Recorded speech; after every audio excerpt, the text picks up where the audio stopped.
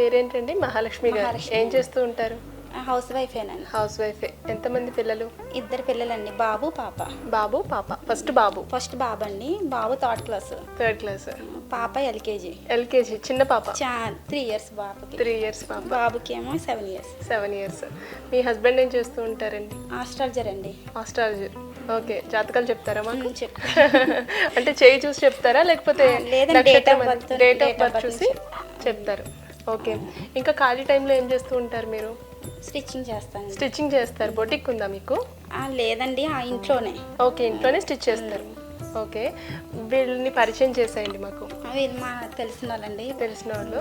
మా ఆంటీ గారండి. ఓకే. పేరేంటండి? స్వప్న గారు. స్వప్న గారు ఏం చేస్తూ ఉంటారండి? హౌస్ వైఫ్ అండి. హౌస్